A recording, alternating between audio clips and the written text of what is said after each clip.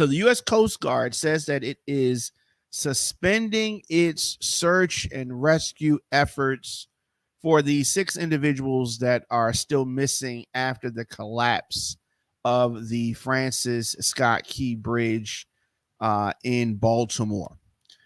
So I'm sure that many of you have seen the news reports and online talking about this collapse.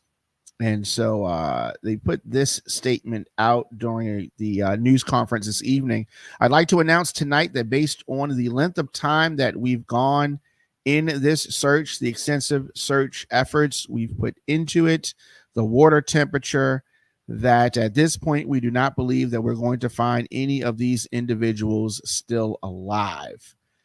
This was a rear admiral that made that statement tonight.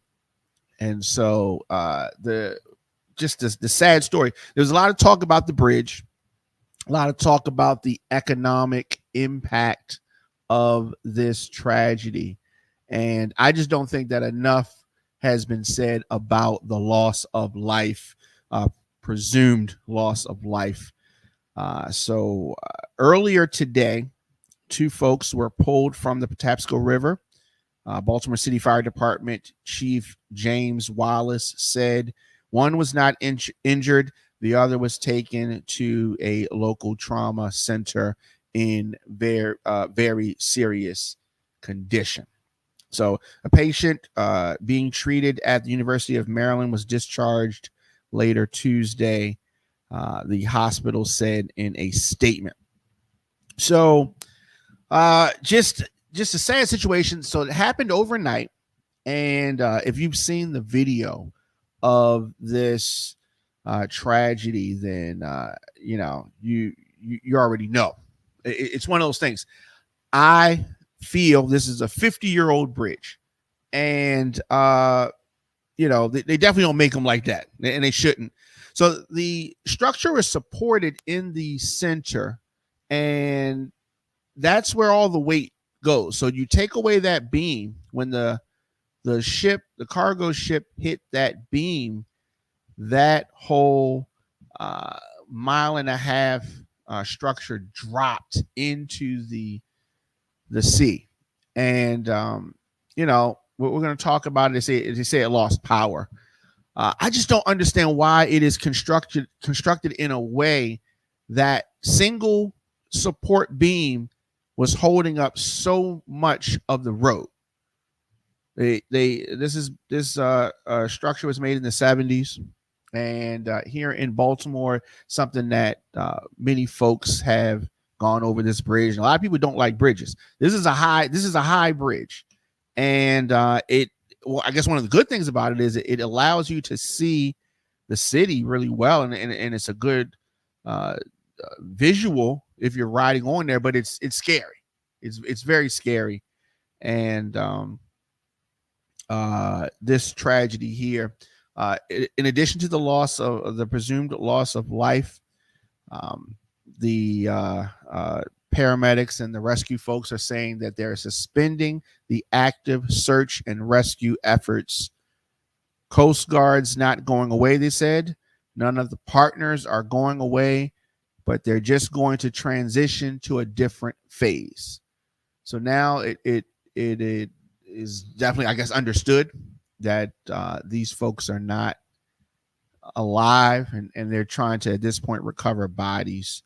But this is just a really, really, really sad situation. And so we talk about the ship itself. The crew of the ship notified officials that it lost power prior to the crash. And I suppose now they're going to have to do the investigation and all of that. But the way that this bridge was constructed, it just seems like it needed more support, because the way that thing dropped upon impact is very shocking. Imagine if that was midday. Imagine if that was rush hour. There would have been I mean, just the amount of cars that would have been on that bridge at that time. The flow of traffic. I'm just feeling that this tragedy could have been so much worse. Now, the building, according to reports, was up to code at the time of the collapse. So it's one of those things. If this ship does not crash into the bridge would still be standing right now. So the crashing of the cargo ship into the bridge is what caused this shocking and heartbreaking event for the people of Maryland. People of Maryland have just used this bridge 47 years. 47 years. And this is definitely going to affect travel in the city. I don't like going on the bridge. I don't like taking the tunnel that goes underneath the water. I don't like either one of them. And when I can avoid them, I actually do. I prefer to drive through the city, honestly. Several vehicles are believed to have fallen into the water, including a large tractor trailer. Director of Communications for the Baltimore City Fire Department said. Now, according to Governor Wes Moore, the bridge was up to code. So let me say that. According to the governor, he would know better than me, right? But search and rescue crews used infrared and sonar technology to mark 5 vehicles underwater in the Patapsco River, 3 of which are believed to be passenger vehicles. There are 8 dive teams that made up about 50 divers that were working on the rescue efforts. But that's a lot. Now, there were what they say no known victims in the water who were in vehicles on the bridge at the time of the accident. So there was work being done. So these vehicles could have been parked. And folks could have, the vehicles could have fallen. There's any number. But just the structure. If you remember 9/11, you remember when the second plane hit the tower and how the building just dropped, right? You remember that. This took me back to that moment because the weight of the bridge, when you took out that support beam, which is in the ground, when the bridge lost that beam, the whole thing dropped. So all the weight of that 1.5 mile bridge, the roadway, was being supported by this beam. And when the cargo ship hit the beam, there was no support for the roadway. And, the thing, I guess the thing that bothers me about this structure is that should not have caused 1.5 miles of road to drop.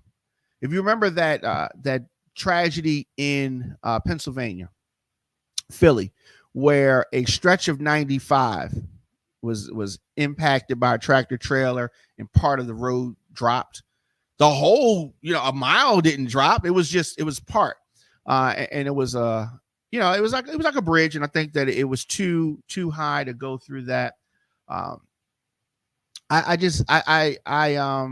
Looking at this, it's just an unspeakable tragedy.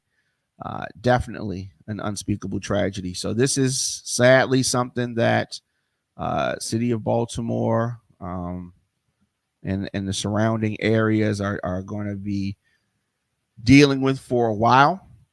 There were individuals working on the bridge at the time. Every time we turn around, there is some type of construction going on. And it's one of those things. You got to constantly repair to keep things up to par. And you constantly hear politicians talking about infrastructure week.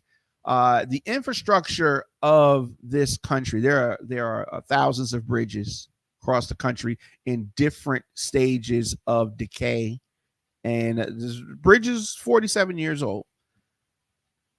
And I think that we really need to pay attention to the true infrastructure of the country. These are things that we take for granted. You just assume you go over a bridge and it's going to be intact when you get to the other side, right? But you just don't know. Imagine some of the folks that went over the bridge just minutes before, and then end up getting home to their destination and seeing the result of this on the news. It is a sad thing there. Sad thing. I don't know. So the ship, which has all these tractor trailers on it, a cargo ship, the ship hit the bridge just before 1:30 a.m. Now, it is a Singapore flagged container vessel. Coast Guard said that it was about 984 feet long and 157 feet wide. So this is a big ship. This is a big ship. And I don't know. It's just the Francis Scott Key Bridge collapsed. The Francis Scott Key Bridge is in. It's in the river. It is in the river. And so I don't know. It is really, really shocking to see it. And if you watch that video, just the way that it happens is crazy. So they're saying that the ship dropped its anchors as part of an emergency procedure before hitting the bridge. Ship dropped the anchor. Now, the vessel is currently holding its position at the site of the collision, and it is in stable condition, and all of the 22 ship crew members are safe. Crew members are safe and accounted for. They said that the ship lost power. There's going to be a lot of investigation on this. No crew members on the ship were injured. The ship management company, Synergy Group, said in a statement, multiple agencies are investigating this crash. Multiple agencies. Now, there is absolutely no indication that this was intentional. The Baltimore Police Commissioner said this morning, this was not a terrorist attack or something like that. This is just a horrible accident. Horrible accident. That definitely, we got to do something about the bridges. The way that bridges are made in 2024, I'm sure, is not how they are put together in the 70s when this bridge, the Francis Scott Key Bridge, was made. So it's hard not to speculate. So we're gonna go with facts, but I don't know. Something about the way that bridge just dropped just doesn't sit well with me. And I'm looking on Instagram. So someone says that I'm at work at the port in Philadelphia. They informed us over the walkie-talkie about 2 a.m. this morning, talking about the being alerted.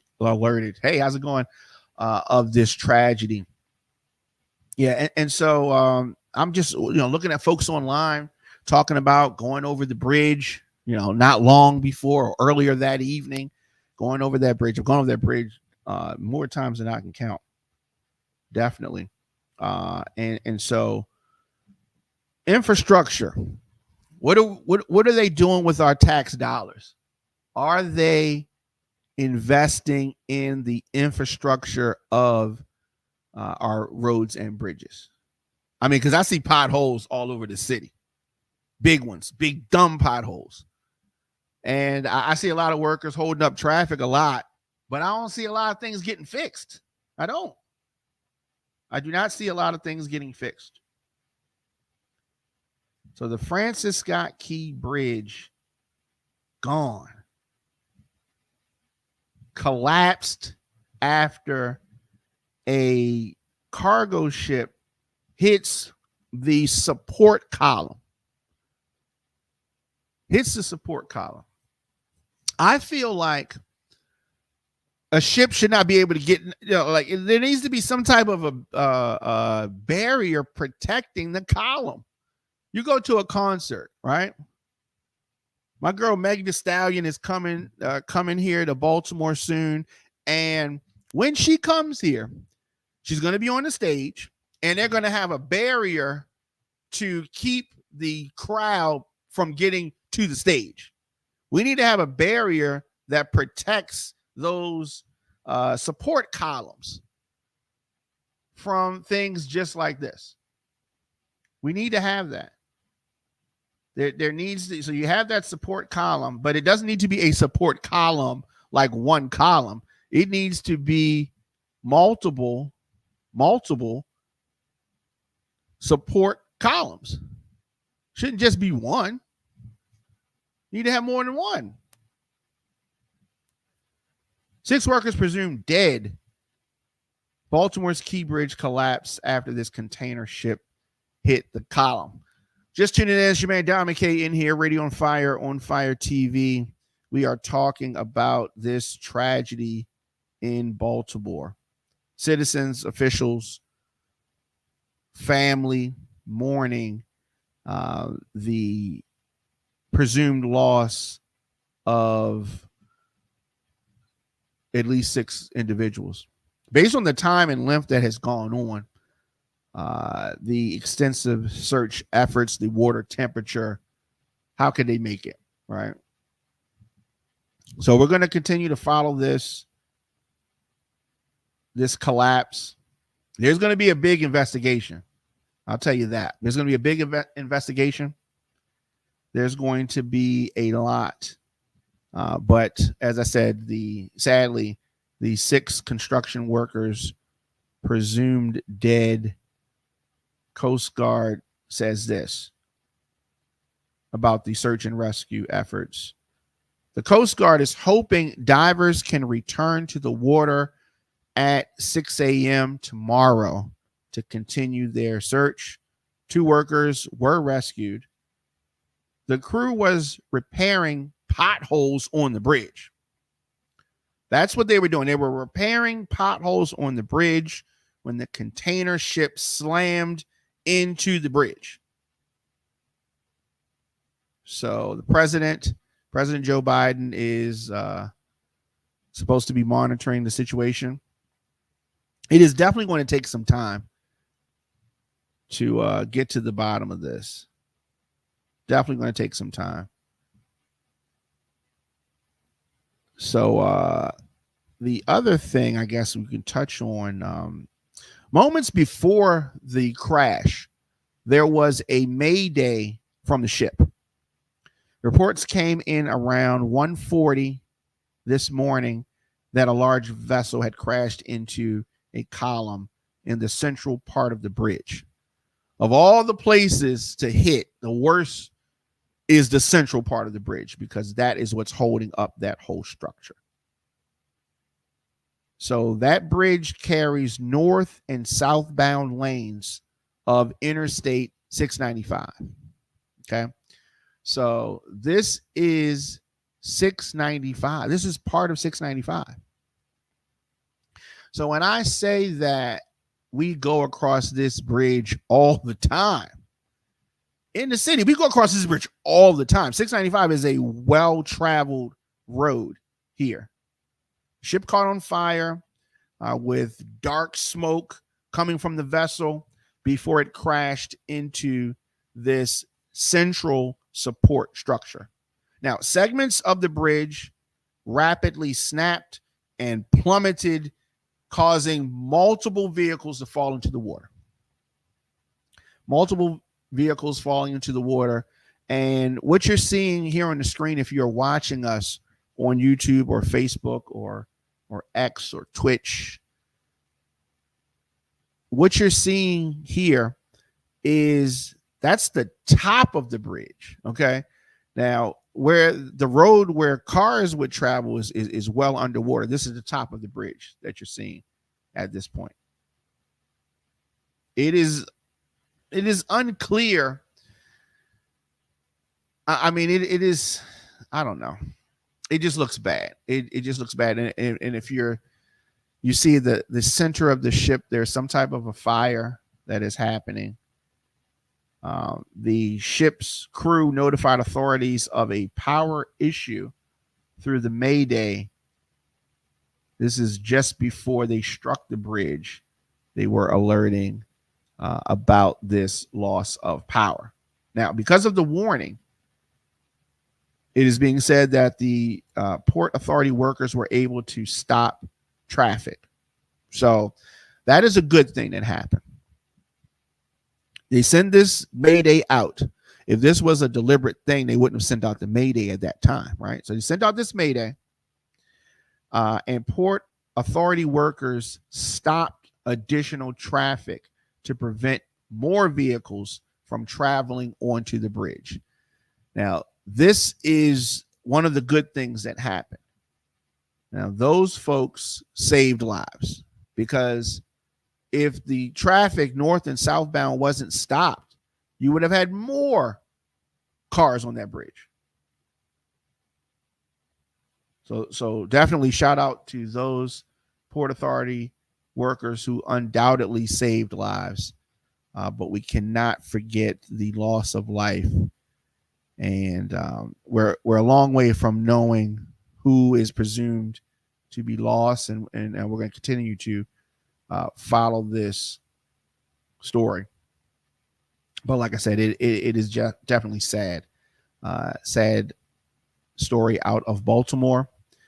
And definitely let us know your thoughts on that. Instagram, Facebook, Twitter, LinkedIn, TikTok, any social media at The Diamond K Show. You can always hit me up, djdiamondk@gmail.com. Let me know your thoughts on this.